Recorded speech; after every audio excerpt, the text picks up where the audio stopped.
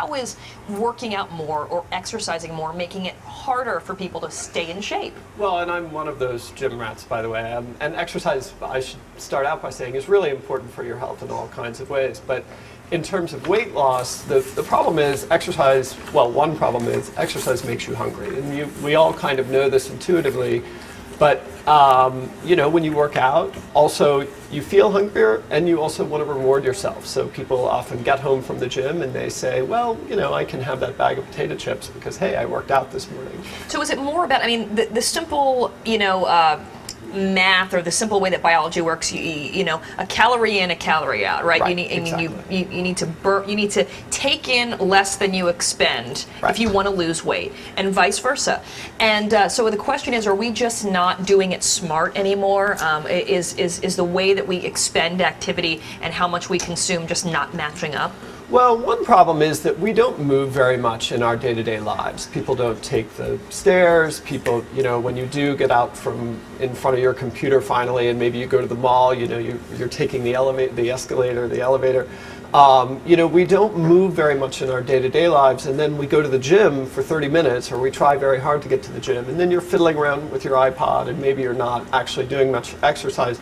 There's also kind of a myth about, we think that you know, if you convert fat to muscle, that you're going to be able to burn a lot more calories. And it is true that muscle burns more calories than fat, but it's not as much as people think. It's a muscle would be 6 calories a minute, and fat's 2? Well, not a minute. So it's per day. So it's a pound of muscle is going to burn about 6 calories in a resting body not per day, per hour, and then a pound of fat is going to burn about 2 calories. So if you convert 10 pounds of fat to muscle, you're going to buy yourself about 40 calories a day. Right, which is easy.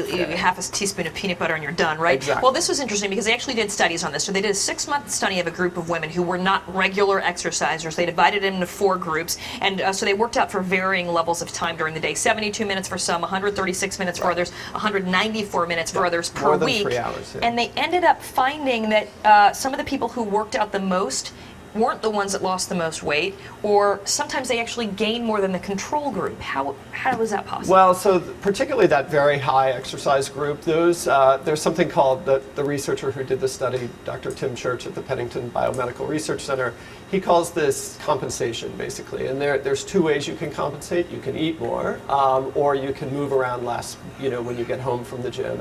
And you know, he thinks it's probably mostly the eating because they were measuring these people's steps. But the shocking thing about that study was after 6 months and these people worked out with trainers, it was, you know, 3 or 4 times a week at the gym. You know, as a group, the exercise people did not lose any more weight, any more body fat than the control group. And all the control group did is, you know, fill out a monthly medical form. So, wow.